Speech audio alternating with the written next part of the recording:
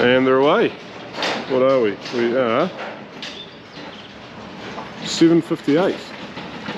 They weren't even here now.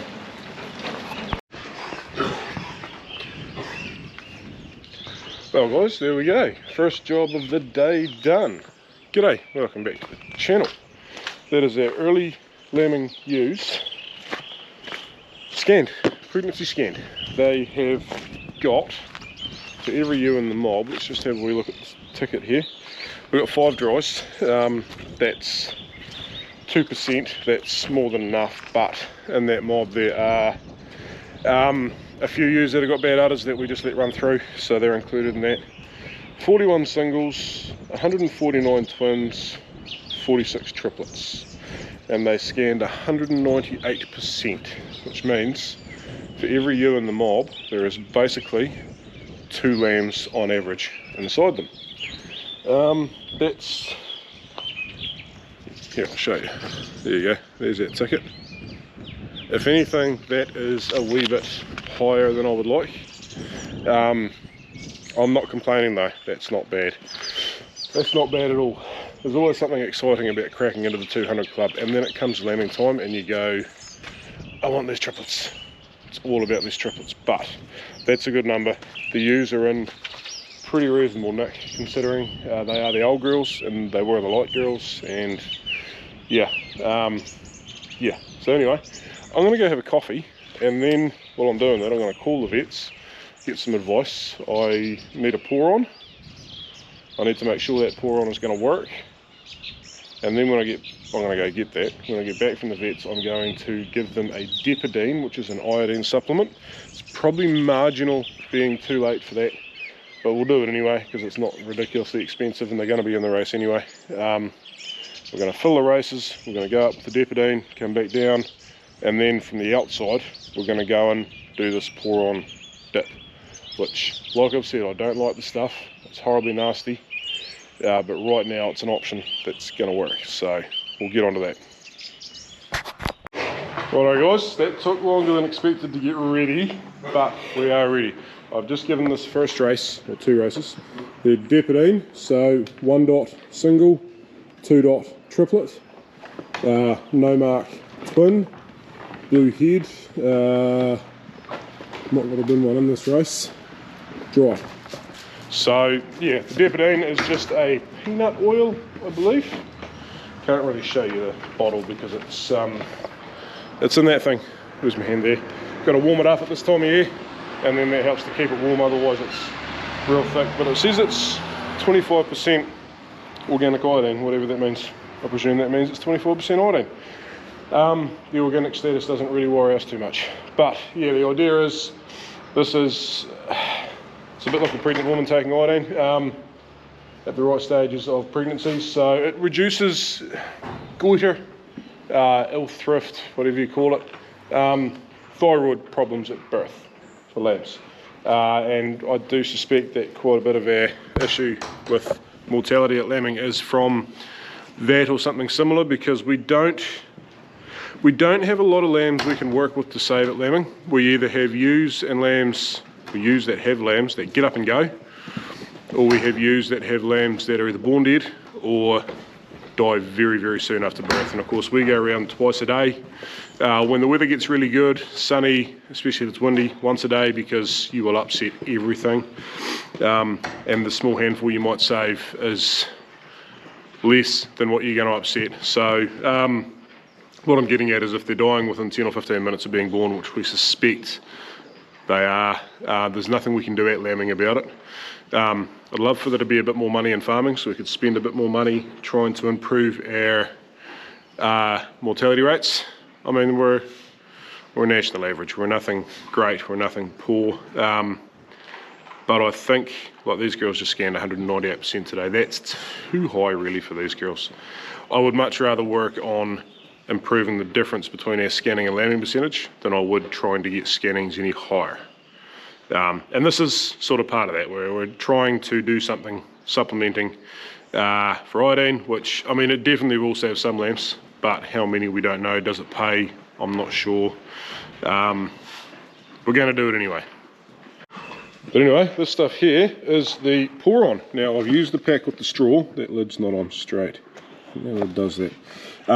Quite simply, this pack is going to be on my back. I hate this stuff with a passion. There was a time where I swore I'd never use it, but here we are. I don't want to get it on my skin. Now, if I use the upside down pack with no straw, so the fluid, obviously, imagine that's upside down, the fluid just runs to there.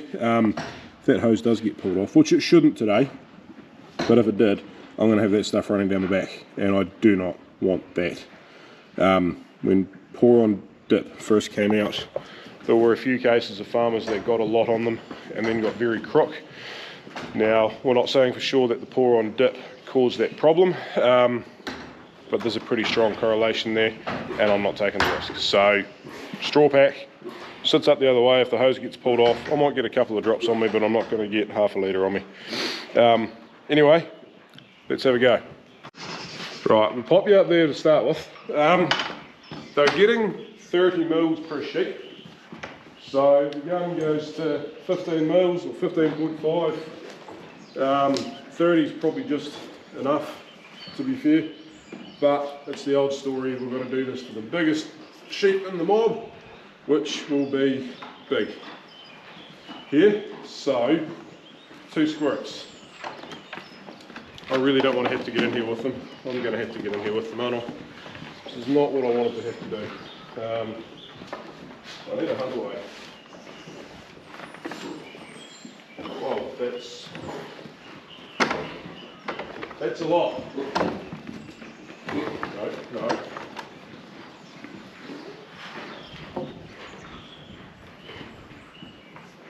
That is a lot.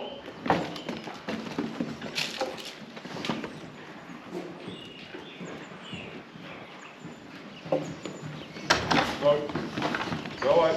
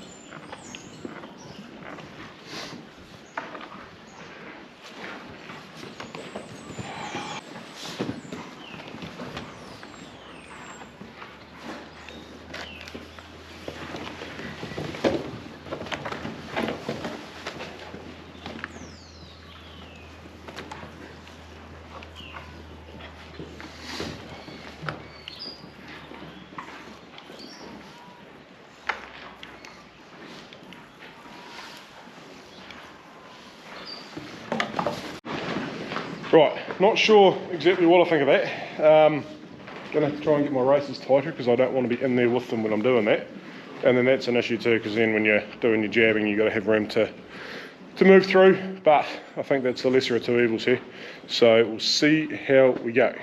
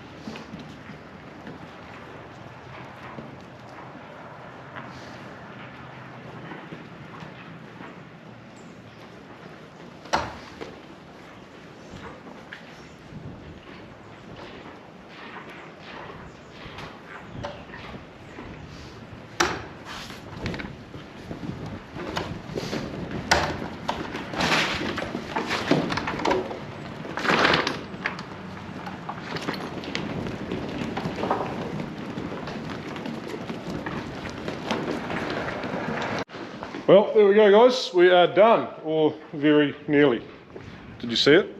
Remember, dipping, very important that we get every single sheep on the farm. Yeah, one decided she's going to jump over the front of the race. Pretty sure she's been dipping in. She's in here, so I've got to get that. Yeah, I'm just going to do that. Right, let's go. Where is she?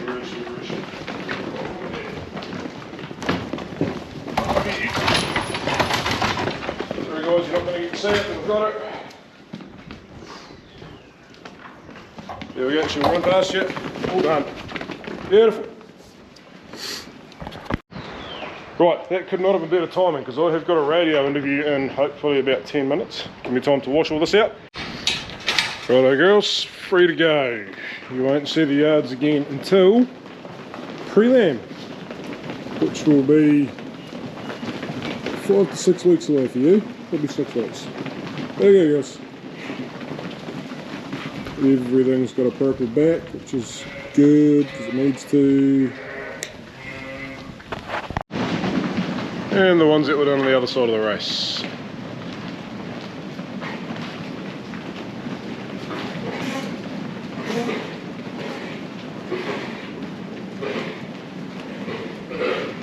It was a good marker to see that they've been done.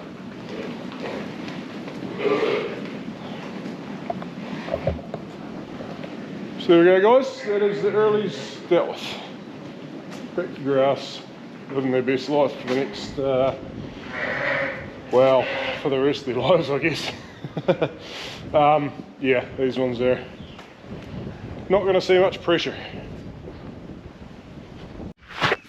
Righto guys, let's see if these wee hoagies can work out how this works yet. Now this is their third break they're on, but it's kind of their first shift. I'll show you very shortly why that is, but for now we'll just get these fences wound up.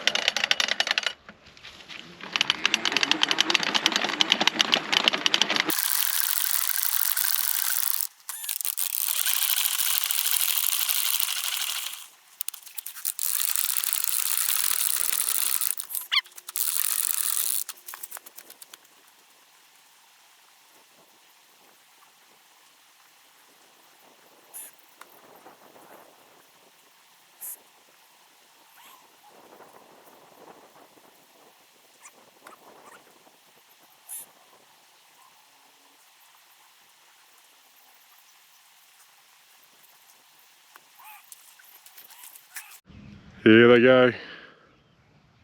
Might still take a couple of minutes.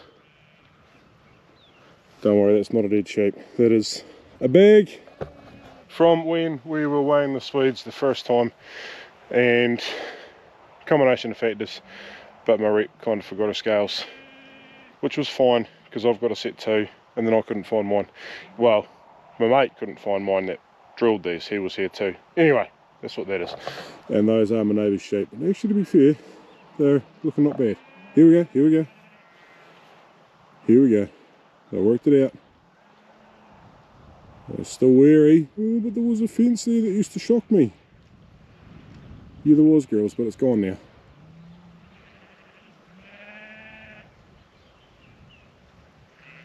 Come on. So we had these girls in the yards the other day, and we gave them a another drench and mineral drench, like we did back in mid-May, was it? Mid-May. They've had quite a bit of time on grass. That's their previous 2 breaks we'll have a look at on the way out. Yeah, they're looking really good considering. I'm actually really happy with them. Bearing in mind they're Romney hoggets, they're not Texels. They're twice as long and half as wide.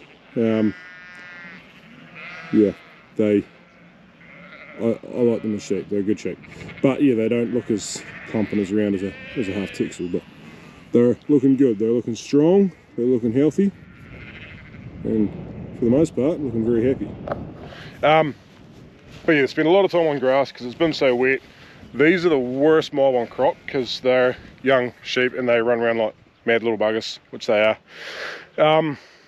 So they make a whole lot more mess, and yeah, that's not what we want on crop. So definitely the first mob to come off. and that did happen. It actually only happened twice, and then we just left them off for ages, like 8-9 days. Yeah, so because they're on grass so long, they've probably got a few more worms picked up. You know, it's sort of getting out to 4 weeks since their last drench. Less than 2 weeks I wouldn't worry about it, but at 4 weeks I thought, oh, you know what, we're just going to hunt them in and do them. So we did, and I wanted to get that mineral drench into them too. I talked to you about that a while ago, just to make sure we don't have a repeat of last year. But anyway, they're enjoying their Swedes. They've done real well in here. So the last break they didn't clean up very good, but this one they've nailed. And they had 5 days in here too, because, well, I didn't want to split it into 4. This is a tiled creek. It's all supposed to be underground, but at the moment there's just too much water running there for it to go underground. Yeah, so yeah, they've done well. They will learn that fence. They'll learn that fence very fast. Normally it's the 3rd or 4th break. They're waiting. They're sitting there waiting for you. And as soon as that 3rd wire moves, they're gone. Thankfully, makes my life a bit easier if they just wait another break or two, because they haven't had that just put on a paddock and shifted. This is their 4th break. This is their 3rd break. Yeah. So I would suggest maybe next time, but the problem is they've only got this break and one more here, and then they're going to be over there on that side, and that's 3.5 hectares. I don't know if they're going to need all that. We will see how that goes. The mob up on the other side of that fence are going to need more, but we'll be doing a bit of switching around, so back and forth with mobs after scanning. I think the smaller mob mixed AGs will go up there, and the bigger mob will go where the smaller mob are, because to make the paddocks work out right. But I reckon there'll be a bit left in here, which we don't want, so we need to eat it earlier rather than still have it sitting there on the 1st of September, because I don't want these girls staying on here till October. Early 10th, 11th of September is plenty enough, and to be fair, actually even then it's going to be really awkward getting them out, so they probably have to be out of here late August, and maybe we have to have them in another paddock. Yeah, that'll work, because they're on the roadside. Because yeah, triplets get lambed over here. Triplets get upset really easily. We spread them out way in advance, and if we have to shift them around a few days before lambing to get rid of these, you can tell I plan things really well. It's always thinking, but nothing's ever planned. Yeah, that will be a balls up. So they will have to finish here, so maybe that mob does stay here. We get these 2 paddocks cleaned up by early mid-August, and then get everything over on those other 2, which will be a challenge, but we're always up for a challenge, right? Anyway, I'm waffling, guys. We'll keep going.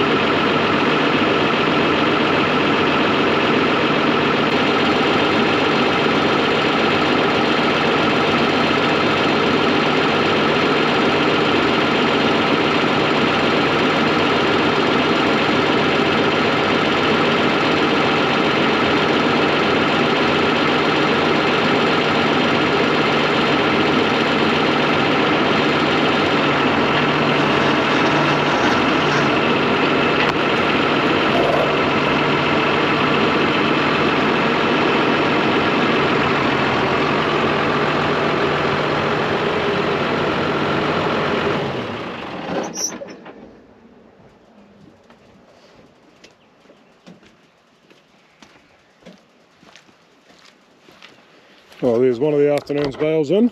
A bit of white mould in there, but not too concerned. It was the second bale in. Quite nice stuff. This is the stuff we made back in, I think it was April, was it? Certainly got a different smell to it, to the 2-year-old stuff. It sort of, yeah, almost doesn't smell. Whereas the 2-year-old stuff's got a bit of a malty smell. I've been told both things are good. Baleage should have no smell. but then that multi-baleage is good. I don't know what to believe, but anyway, check that out. For a mob of light ewes, and you can tell this girl is a bit, she's a bit light, she's not bad, but she needs to be in the light mob. They're looking happy. Swedes are showing their yield. So just over there, there's a salt lick, and just over there, there's a salt lick. They're the BioStart ones from Livestock Supplies. I'm not a big believer in a lot of the BioStart stuff. I'm not going to tell you what the one claim that I'm hoping works is, but if you look up the BioStart salt licks, you'll probably see it written somewhere. Anyway, we're going to keep doing it because it cost us about an extra $80 to $90 a year over the whole farm. So yeah, but that looks cool. Right, anyway, next mob. So I probably should have said, these girls are getting baleage now. So what's been happening is I've been putting 2 bales in, and it's been lasting 2 breaks, and I've been really wanting them to go through 2 bales a break because that gets my feed balance right. And if we get that feed balance right, these 4-day breaks that have been doing 3 to 4 days should do 4 days. But it's been 2-year-old baleage. This is only a few month-old baleage. It's this year's baleage. Hopefully they'll wolf that down, but I thought I'll just put 1 bale in and let them get a bit hungry for it. They won't be hungry, but they'll be hungry for baleage. Hopefully they'll finish that other bit over there. And then if they demolish that in this break, which they should have got yesterday, but yesterday we had just enough on, and because the weather's so good, it's not actually that urgent of a thing to get the baleage in the day you shift them. If it's wet, it really is. I just thought, oh well, look, it doesn't matter, we'll do it today. Got a bit more time up our sleeves. But yeah, fingers crossed they will demolish that in about 2 days. Why are they making so much noise? Turtles are on that paddock just over there, and they've started making noise. They're all moving away though, so that's alright. Power's on. I don't think they're breaking out anyway. They should possibly be due for a shift tomorrow. I've got to put some tracks in, so we'll find out. Yesterday they had plenty left, so yeah. They're the same thing with the baleage as is the other mob, and then we're going to give the hoggets a bale today. We'll see how they go. They have had 1 bale, but it took them 2 breaks and yeah, some nasty weather to eat it, so we'll see how they go on this stuff now. Hopefully they go good.